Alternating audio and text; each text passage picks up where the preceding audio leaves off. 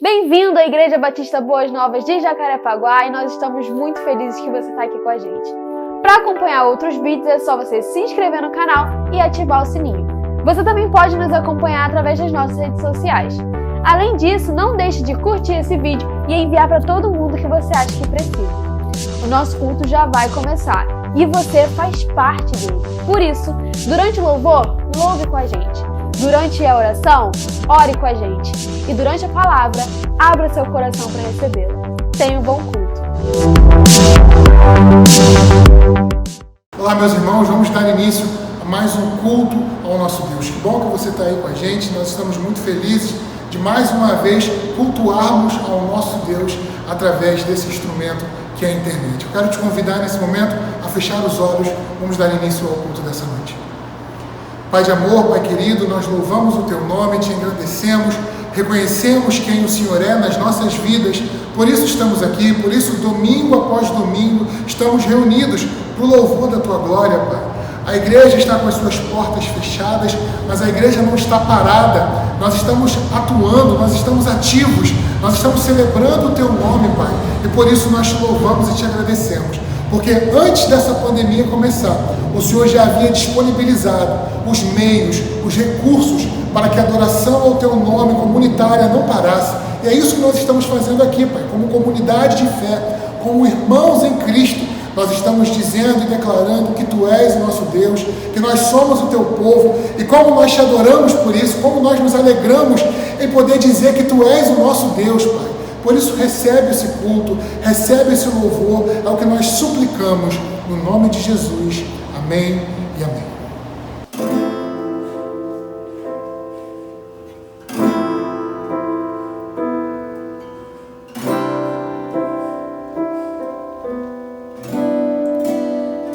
Liberdade aqui, Espírito de Deus, Espírito de Deus. Tens liberdade aqui, Espírito Santo, Espírito Santo. Tens liberdade aqui.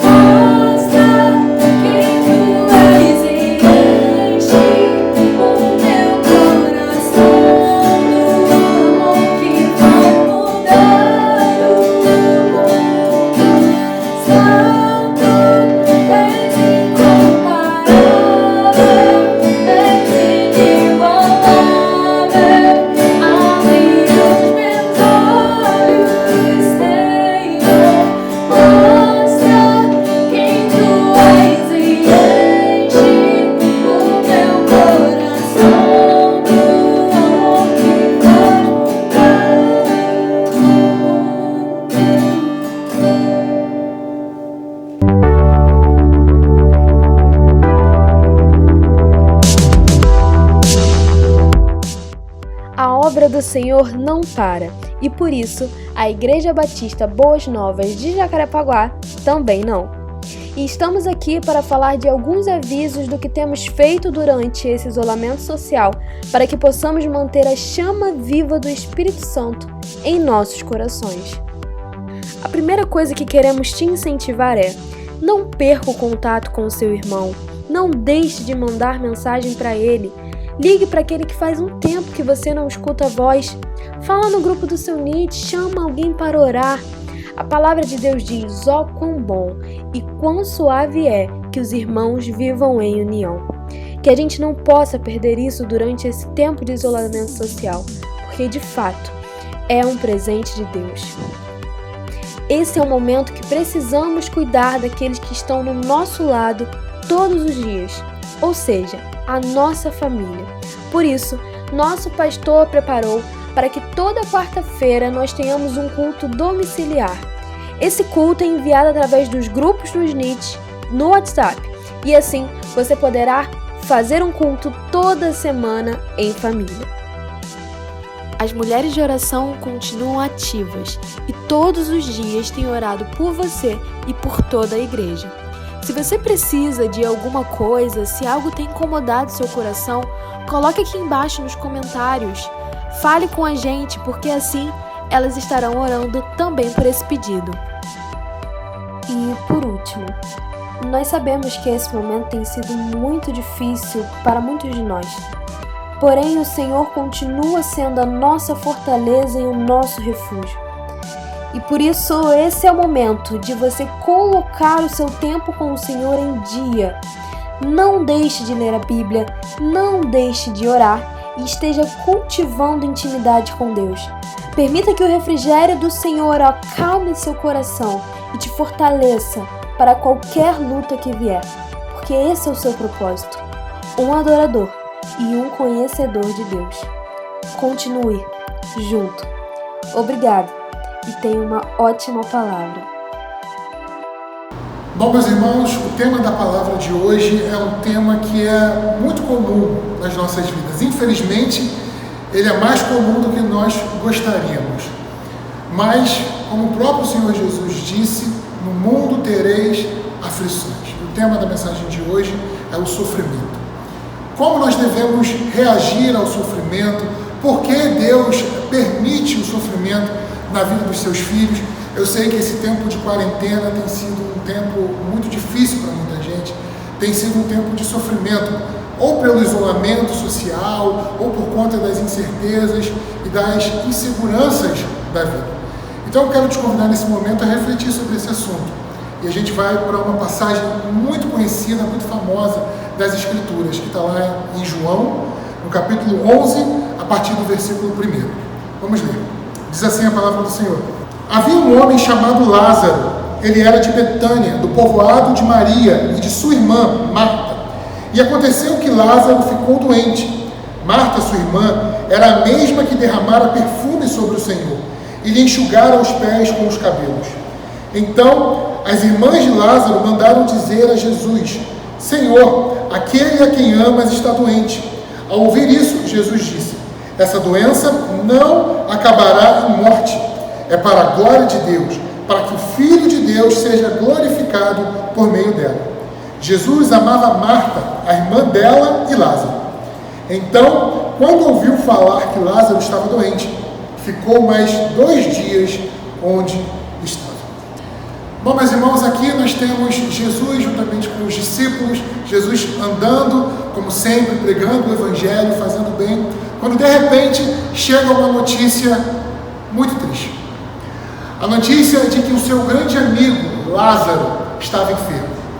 Bom, o texto vai falar que Lázaro, Marta e Maria, que eram 3 irmãos, uma família, eles eram muito amigos de Jesus. Por isso, Marta e Maria, quando Lázaro cai enfermo, elas mandam imediatamente avisarem a Jesus que Lázaro estava enfermo.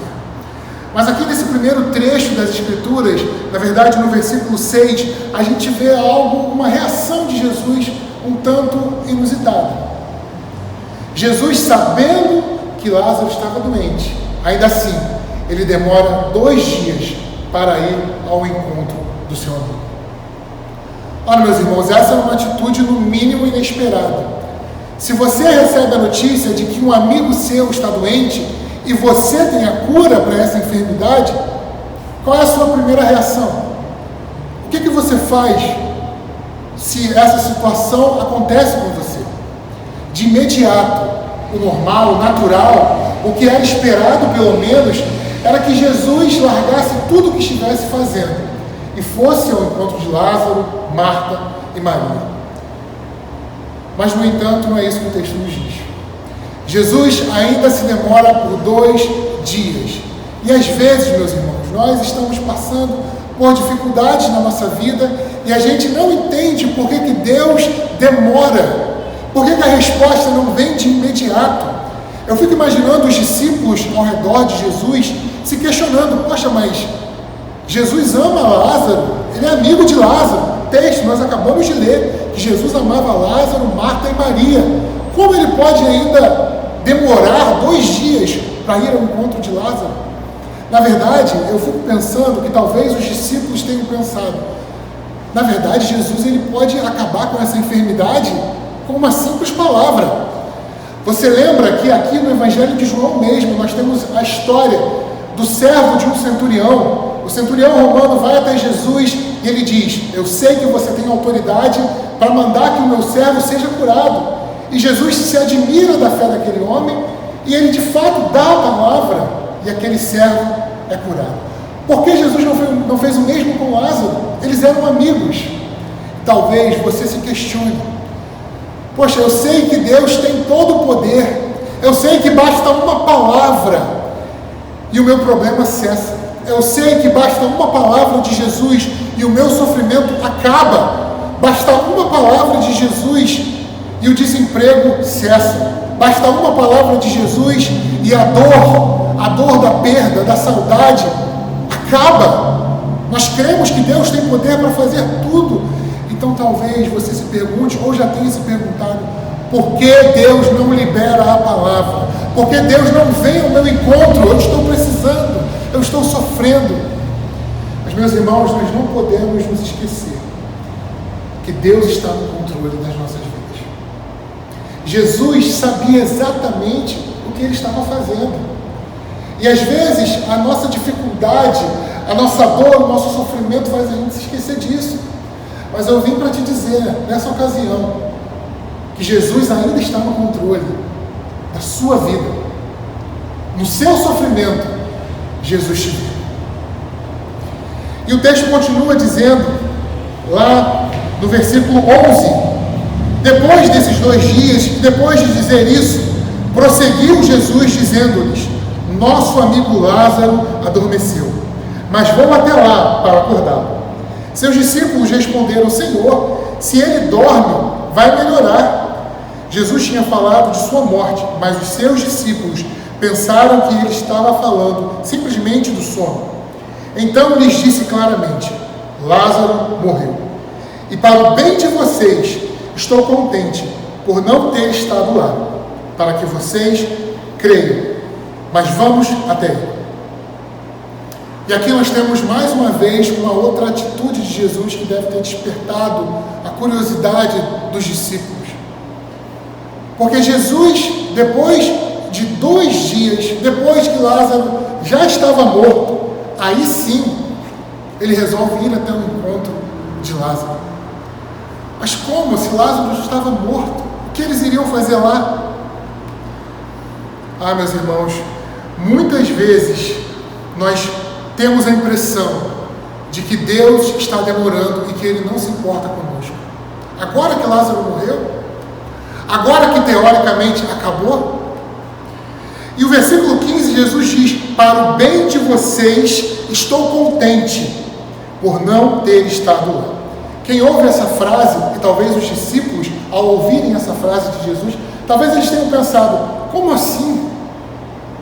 Como assim Jesus está dizendo que ele está contente por não ter estado lá com Lázaro, quando ele estava enfermo? A notícia que chegou para Jesus 2 dias atrás é que ele estava doente. Agora Jesus está dizendo que Lázaro morreu, e ele diz que está contente por não ter ido ao encontro dele. Ah, meus irmãos, talvez a dor e o sofrimento seja tanto que você pense que Deus não se importa com o que você tem passado. E às vezes a dor e a agonia são tão agudas, são tão profundas, que a gente se revolta com Deus e pensa até que Ele está contente em nos ver sofrendo, em se demorar em nos atender. Mas a hora de Deus, meu irmão, não é antes e nem depois. O momento de Deus é sempre o momento certo. É sempre o momento exato. E é impossível, no meio desse sofrimento que Lázaro viveu, é impossível nesse momento da história não se lembrar de um outro homem que sofreu muito e que chegou a achar que Deus não se importava mais com ele. Jó. Curioso, porque o primeiro livro da Bíblia que eu li ainda pré-adolescente foi o livro de Jó. Curioso, né? Porque geralmente quando as pessoas vão começar a Bíblia, o líder, a mãe, o pai, mandam começar pelo Evangelho de João, que é esse que a gente está lendo, ou por uma leitura um pouco mais simples. Mas quando eu fui perguntar para minha mãe, que livro eu leio da Bíblia para começar? Ela já começou pesado, né? Ela falou assim: leia o livro de Jó. Meus irmãos, pré-adolescente ainda, eu li todos os capítulos daquele livro. E como aquele homem sofreu? Você lembra da história? Jó perdeu seus bens, Jó perdeu suas riquezas, Jó perdeu tudo que ele tinha, e até mesmo a coisa mais importante para um pai. Jó perdeu seus filhos. Todos eles, de uma só vez, morreram. E Jó passa cerca de 35, 36 capítulos se lamentando, até que no capítulo 38, Deus aparece para Jó. Deus se revela para Jó, depois de tanta dor, depois de perder a sua saúde. Deus se revela no meio de um redemoinho, no meio de uma tempestade. Sabe o que isso significa? Sabe o que isso nos ensina? Deus se revela no meio do sofrimento. No meio de um redemoinho, Deus aparece para Jó. Redemoinho, você pode se lembrar de uma situação de caos, uma ventania, uma tempestade, um medo, uma insegurança. No meio desse cenário, no meio do caos, Deus se revelou a Jó. E no meio do seu sofrimento, Deus pode se revelar a você também. E no capítulo 42 de Jó, depois que Deus se revela a ele, Jó diz uma frase muito forte, que me marcou muito, ainda pré-adolescente. Ele diz o seguinte: antes, Jó dizendo a Deus, antes eu te conhecia de ouvir falar, mas agora os meus olhos te veem. É exatamente o que Jesus está falando aqui no versículo 15 de João 11. Jesus diz: para o bem de vocês, estou contente por não ter estado lá, para que vocês creiam. Meu irmão, isso é muito sério, é muito importante. Você precisa entender que vivendo com Jesus vão aparecer aflições, vão aparecer sofrimentos, mas Deus não vai te livrar de um sofrimento ou de uma aflição se no final dessa provação você crer. Se no final dessa provação você tiver mais intimidade com Deus, se no final dessa luta, desse sofrimento, a sua fé aumentar, Deus não nos livra de um sofrimento se no fim das contas nós estivermos mais próximos dele. Portanto, Jesus, mesmo sabendo da dor de Marta e Maria, mesmo sabendo que Lázaro estava provavelmente com dores num leito doente, mesmo assim, Jesus se demorou, porque ele sabia que aquela enfermidade era para a glória de Deus e que no fim, a fé dos discípulos, a fé de Marta e a fé de Maria seria aumentada. E aí o texto continua dizendo, lá no versículo 17, finalmente Jesus chega até Betânia. Ao chegar, Jesus verificou que Lázaro já estava no sepulcro havia 4 dias. Betânia ficava distante cerca de 3 quilômetros de Jerusalém, e muitos judeus tinham ido visitar Marta e Maria para confortá-las pela perda do irmão. Quando Marta ouviu que Jesus estava chegando, foi encontrá-lo, mas Maria ficou em casa. Disse Marta a Jesus: Senhor, se estivesses aqui, meu irmão não teria morrido. Quando Jesus chega a Betânia, a notícia chega primeiro à casa de Marta e Maria. E Marta, de imediato, abandona tudo o que estava fazendo e vai correndo ao encontro de Jesus. E quando ela chega diante dele, ela faz a pergunta, na verdade, ela faz a declaração, com muita certeza. Ela diz: Senhor, se estivesses aqui, meu irmão não teria morrido. E é verdade. Se você procurar nos 4 evangelhos, ninguém nunca morreu na presença de Jesus. Durante os evangelhos, você pode ler e reler, você não vai achar alguém que tenha estado morto e tenha permanecido morto na presença de Jesus. Marta estava certa. Se Jesus estivesse lá, Lázaro não teria morrido. E é interessante a atitude de Marta de deixar tudo dentro de casa. Havia outras pessoas, outros judeus lá, que foram para consolá-la, consolar também Maria. Mas quando ela ouve que Jesus está chegando, ela larga todo mundo lá e vai ao encontro de Jesus. E aí eu me lembro de uma outra passagem que fala a respeito de Marta e de Maria, que, se não me engano, está lá em Lucas, no capítulo 10. E naquela passagem nós vemos que Marta é uma mulher que trabalha muito para Jesus, é uma mulher muito ativa, uma mulher que está sempre servindo ao Senhor Jesus. Eu chamo sua atenção que alguns versículos antes, Jesus fala para os discípulos assim: nosso amigo Lázaro. Portanto, aquela família não era uma família simplesmente amiga de Jesus, mas eram amigos também dos discípulos. Muito provavelmente, os discípulos, juntamente com Jesus, se hospedaram várias vezes na casa de Marta e Maria. Portanto, quantas vezes Marta não serviu aos discípulos? Quantas vezes Marta não serviu ao Senhor Jesus? Eu fico pensando, diante desse traço do caráter de Marta, eu fico pensando se não passou pela cabeça dela pensamentos tristes, frustrados, como por exemplo: Senhor, tantas vezes eu te servi, por tanto tempo eu tenho te servido, e no momento que eu mais precisei, o Senhor não estava aqui para me servir. Marta fazia tudo o que ela podia. Marta arrumava, limpava, cozinhava, mas curar enfermos, curar o doente, quem fazia era Jesus. E no momento que ela mais precisou, Jesus se demorou mais 2 dias. Meus irmãos, você também pode, quem sabe, já ter pensado isso, ou quem sabe pensou nesse mesmo dia: Senhor, quanto tempo eu te sirvo? Talvez você seja uma irmã dessas sempre ativas, sempre dispostas, com um grande sorriso no rosto, que faz tudo sem reclamar e serve realmente a Deus e aos irmãos, mas fica aquela dúvida: poxa, Senhor, minha situação ainda é essa. Ou talvez você seja um irmão que tem se dedicado, tem suado na obra de Deus, mas ainda assim, de vez em quando, você se pergunta: Senhor, eu te sirvo há tanto tempo, e olha a situação da minha casa, da minha família. Veja bem, Marta sabia quem era Jesus. Olha lá o que está escrito no versículo 27. Está escrito assim: ela lhe respondeu: sim, Senhor, eu tenho crido que tu és o Cristo, o Filho de Deus que devia vir ao mundo. Marta sabia quem era Jesus. Marta sabia que Jesus tinha todo o poder nas suas mãos. Ela sabia que ele era o Cristo, o Filho de Deus.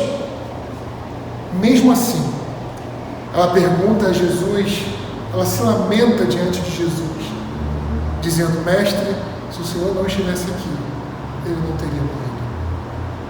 Às vezes a dor e o sofrimento fazem a gente esquecer quem é Deus. Às vezes o sofrimento faz a gente se esquecer de tudo aquilo que Jesus já fez nas nossas vidas. Mas o propósito dessa mensagem é lembrar você quem é o seu Deus. É lembrar para você que todas as coisas cooperam para o bem daqueles que amam a Deus, inclusive a dor, inclusive o sofrimento, até mesmo a perda de alguém muito querido seu. E o texto continua dizendo, meus irmãos, no versículo 28, e depois de dizer isso, foi para casa, e chamando à parte Maria, disse-lhe, o mestre está aqui, está chamando você. Versículo 32, chegando ao lugar onde Jesus estava e vendo, Maria prostrou-se aos seus pés e disse, Senhor, se estivesses aqui, meu irmão não teria morrido. Ao ver chorando Maria e os judeus que a acompanhavam, Jesus agitou-se no espírito e perturbou-se. Quero chamar a sua atenção. O que Maria diz para Jesus é exatamente, sem tirar nem pôr, a mesma frase que Marta disse a Jesus. Senhor, se estivesses aqui, meu irmão não teria morrido. As palavras foram as mesmas, mas a atitude foi completamente diferente. Maria se lança aos pés de Jesus.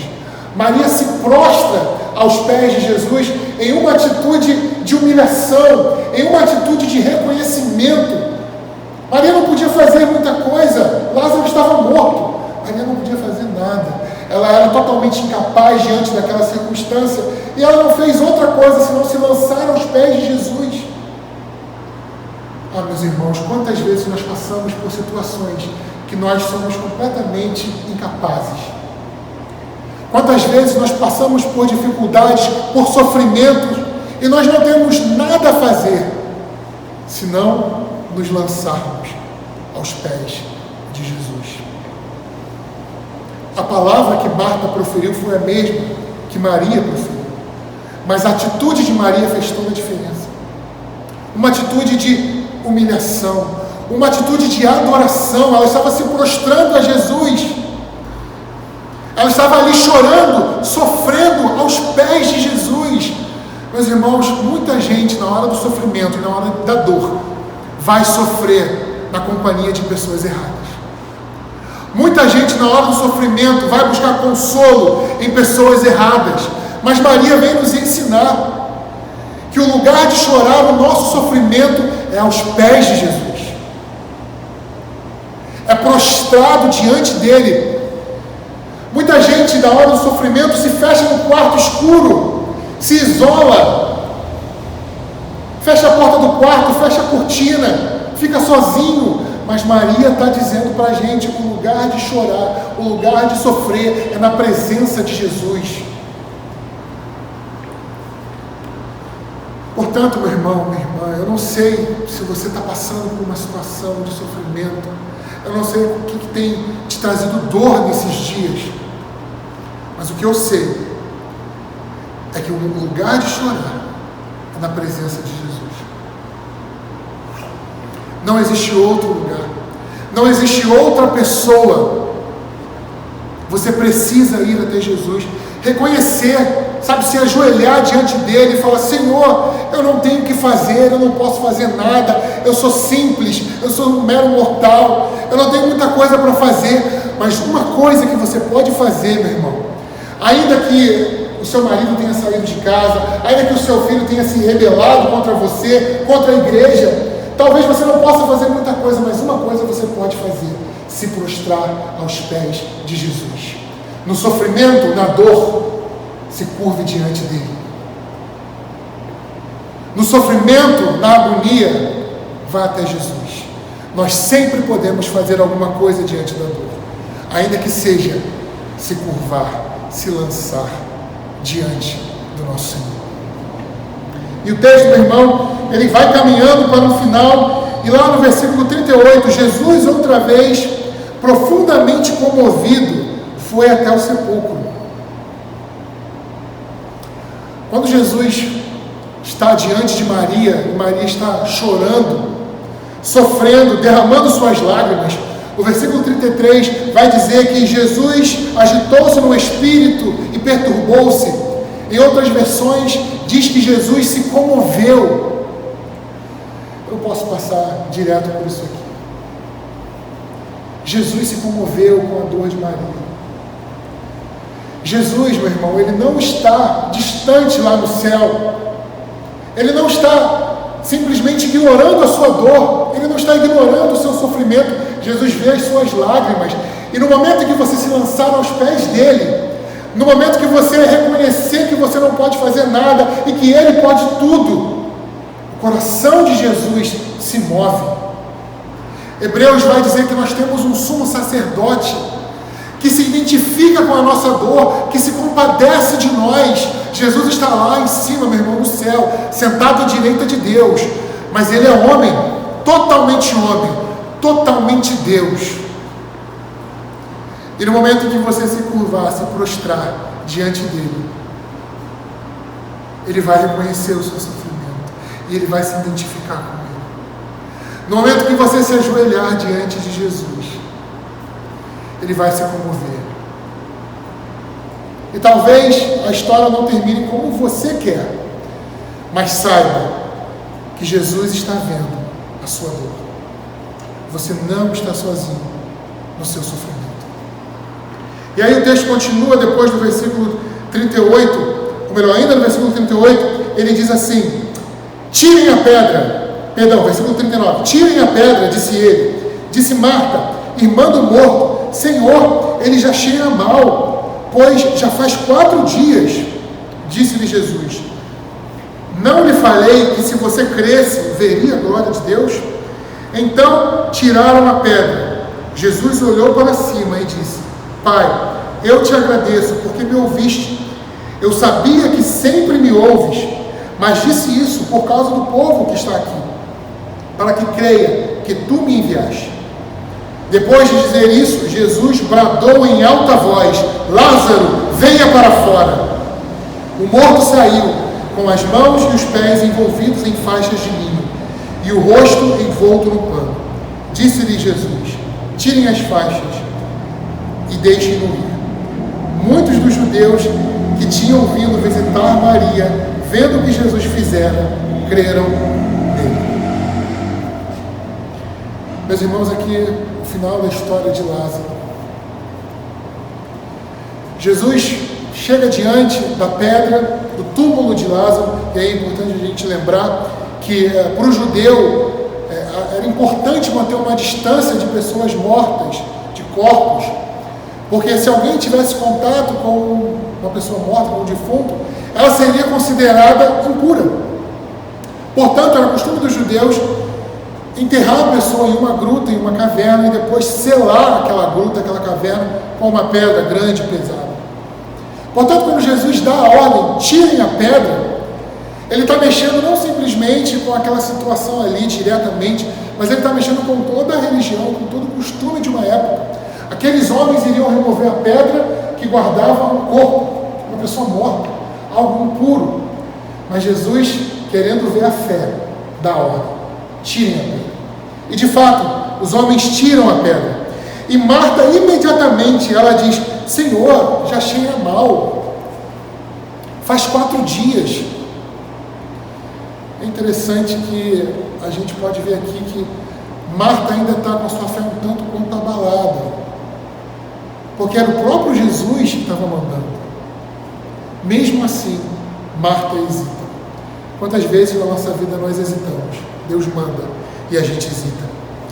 E Jesus começa a orar a Deus, e ele diz em uma oração pública, em voz alta, agradecendo a Deus, porque Deus sempre o ouve, até que Jesus dá a ordem. Até que Jesus diz em alta voz, o texto diz que ele vai bradar: Lázaro, venha para fora.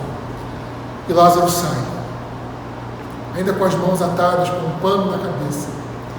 Mas Lázaro sai vivo daquela gruta. Deus transformou uma situação de morte em uma situação de vida. Deus transformou um lugar de velório, de enterro, em lugar de adoração. Porque o nosso Deus, ele não converte simplesmente pessoas, mas ele transforma situações. Deus tem poder, meu irmão, para transformar a sua situação. Deus tem poder suficiente para transformar o seu sofrimento, como diz lá o salmista, no Salmo 30, ele diz: mudaste meu pranto em festa. Me deste uma nova roupa, ao invés de vestes de tristeza, me deste vestes de alegria. Esse é o nosso Deus, meu irmão. Deus tem poder para transformar qualquer situação. Deus tem poder para transformar o sofrimento em alegria e o lugar de morte em lugar de vida. E o último versículo que nós lemos, o 45, diz: muitos dos judeus que tinham vindo visitar Maria, vendo o que Jesus fizera, creram nele. Lembra lá no início? Jesus diz: ainda bem que eu não estava lá, estou contente de não ter estado lá, para que vocês creiam. No final de toda aquela dor, de todo aquele sofrimento, houve fé, houve salvação. E é isso que Jesus tem poder para fazer, meu irmão. No meio de tanta dor, no meio de tanta decepção, de tanta frustração, Deus pode fazer com que haja salvação, libertação, para a glória do nome de Deus. Logo no início, Jesus diz assim para os discípulos e para os mensageiros que vieram trazer a notícia de que Lázaro estava doente. Jesus diz: essa enfermidade não acabará em morte. E quem sabe, meu irmão, para você é essa a palavra. A enfermidade, o problema, a situação que você está vivendo, de fato não vai acabar em morte. Eu gostaria muito de dizer, com certeza não vai, e profetizar. Mas o que eu posso dizer para você diante do texto bíblico é que Deus tem poder para transformar completamente essa situação. E ainda que a morte chegue, ainda que as coisas não aconteçam como você gostaria que acontecesse, Deus está no controle da sua vida. Se você recebeu Jesus no seu coração, se você o aceitou, se você é povo dele, ainda que esteja doendo muito, ainda que o sofrimento seja inexplicável, não se esqueça que todas as coisas cooperam para o bem. Na vida do crente, toda enfermidade é para a glória de Deus. Seja curado ou não seja curado. Porque haverá um dia, meu irmão, em que todos ouvirão a voz de Jesus. Está lá em João 5. Crente ou não crente, todos ouvirão e todos ressuscitarão. E eu quero terminar essa mensagem lendo algo que está lá no versículo 25. Jesus diz a Marta: eu sou a ressurreição e a vida. Aquele que crê em mim, ainda que morra, viverá. E quem vive e crê em mim, não morrerá eternamente. Você crê nisso? Jesus diz para Marta: eu sou a ressurreição e a vida. Meu irmão, eu não sei qual é o seu sofrimento, mas se Jesus é a ressurreição, você pode crer que o seu Deus tem poder para acabar com o seu sofrimento. Se Jesus é a ressurreição, se Ele é a vida, isso significa que não existe enfermidade que você esteja enfrentando que possa vencê-lo. Não existe falta de perdão que possa vencer a reconciliação do Evangelho. Não existe nenhum tipo de preconceito, não existe nenhum tipo de mazela nessa vida que resista ao poder de Jesus. Porque se Ele é a ressurreição, isso quer dizer que Ele vence a morte. E de fato, Ele venceu a morte. Portanto, esse é o seu Deus. O seu Deus é a ressurreição. O seu Deus é a vida. O seu sofrimento não pode com Ele. A sua dor não é mais forte do que Ele. A saudade de alguém que se foi não é maior do que o consolo de Deus. Ah, meu irmão, você tem que fazer como Maria fez. Se lançar aos pés de Jesus. Chorar aos pés de Jesus. Quem sabe Ele não te tira dos seus pés e te coloca no colo dEle. No lugar onde há consolo, onde há refrigério, onde há paz. Paz em meio ao sofrimento. Paz que um homem, que o mundo não consegue entender. E não acha que o consolo de Deus é como um prêmio de consolação de alguém que participou de uma brincadeira, de uma gincana e ganha um prêmio para não sair com as mãos vazias. Não, o consolo de Deus é maior, é melhor do que tudo aquilo que você viveu no primeiro momento. O consolo de Deus preenche o vazio da pessoa que foi embora.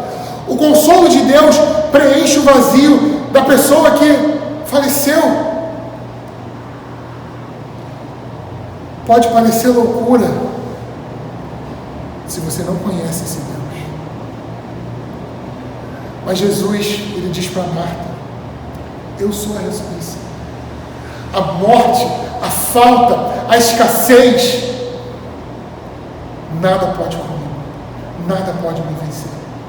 E de fato Jesus provou, não só quando ressuscitou Lázaro, mas quando ele mesmo ressuscitou no terceiro dia.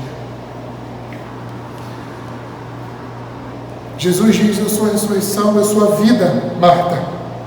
Quem vive e crê em mim não morrerá eternamente. Se você ler João 5, você vai ver que naquele dia, no último dia, todos ressuscitarão. Alguns ressuscitarão para a vida eterna, enquanto outros ressuscitarão para a morte eterna. E eu quero terminar fazendo essa mesma pergunta que Jesus fez para Marta. Você crê nisso? Você crê que um dia toda a dor vai acabar? Você crê nisso, que ainda que a doença, que a enfermidade leve a vida de alguém querido, ainda que a enfermidade, que a dor e o sofrimento leve a nossa própria vida, um dia nós vamos ouvir a voz do nosso Senhor, a voz do nosso Mestre. Enquanto alguns vão experimentar a vida eterna, outros experimentarão a morte eterna. Você crê nisso? Você crê que o seu sofrimento não é mais forte que o seu Senhor? Você crê que existe um lugar chamado a Nova Jerusalém? Você crê nisso, que haverá um momento em que Jesus vai enxugar dos seus olhos toda lágrima? Se você crê nisso, seja consolado nesse momento. Se lance aos pés de Jesus. Entenda que a sua fé está sendo trabalhada, que Ele quer aumentar a sua fé, que Ele quer te dar uma nova experiência com Ele, que Ele quer que você experimente o seu consolo. E se você ainda não crê, se você ainda não recebeu o Senhor Jesus no seu coração, essa é a hora, esse é o momento de se lançar aos pés de Jesus, aonde você estiver, com uma oração. Você agora ou mais tarde, quando você for dormir, em algum momento, feche os seus olhos e fale com o Senhor Jesus. E diga para Ele quanto você tem sofrido. Abra o seu coração para Ele e você será consolado. Da mesma forma que Marta e Maria foram. Da mesma forma que todos aqueles que receberam o Espírito Santo, como eu, como tantos que nos acompanham nesse momento. Que você seja consolado por esse mesmo Espírito, o Espírito Santo de Deus. E que você vença. Louve ao Senhor, mesmo em meio à dor e em meio ao sofrimento. Que Deus nos abençoe. Não se esqueça, todas as coisas cooperam para o bem daqueles que amam ao nosso Deus. Vamos encerrar esse momento com uma oração? Feche seus olhos. Pai querido, Pai de amor, diante de tudo que foi falado aqui, diante dessa passagem tão forte, diante dessa passagem que nos ensina que o sofrimento veio para o próprio Jesus, o próprio Jesus chorou. O versículo 35 diz: Jesus chorou. Se o próprio Cristo sofreu, se o sofrimento chegou até mesmo para o próprio Jesus, que fez tudo corretamente, que nunca errou, que nunca pecou, é claro que o sofrimento vai chegar um dia nas nossas vidas. Mas nós queremos reagir ao sofrimento como Maria reagiu. Nós desde já nos lançamos aos seus pés, Senhor, e nós reconhecemos a nossa pequenez, reconhecemos que somos impotentes, reconhecemos que não temos capacidade, mas o Senhor é o nosso Deus. O Senhor pode todas as coisas. Tu és o Deus dos impossíveis. Nós cremos e declaramos isso em unidade como igreja nesse momento, em nome de Jesus. Mas, Pai, eu venho te pedir por aquele que precisa de um toque seu, porque o Senhor pode consolar, independente do problema, independente da dor, independente da situação. Pode ter sido abandono, pode ter sido morte, pode ser enfermidade. O consolo é o mesmo, e esse consolo é o Senhor Jesus. Por isso, Pai, eu oro pelo aflito, eu oro por aquele que está passando pelo vale da sombra da morte, eu oro por aquele que está desenganado da vida, daquele que está sem esperanças. Em nome de Jesus, Pai, eu sei que não há distâncias para o Espírito Santo, e eu venho te pedir, Pai, toca na vida desse homem, Toca na vida dessa mulher. E que ele e que ela sejam consolados pelo teu nome e pela tua presença, Pai. Que eles descubram ainda hoje que não existe outro lugar para derramar as nossas lágrimas, senão aos pés do Senhor Jesus. Consola, Pai, liberta, cura, transforma e salva. É o que nós te pedimos, no nome de Jesus. Amém e amém.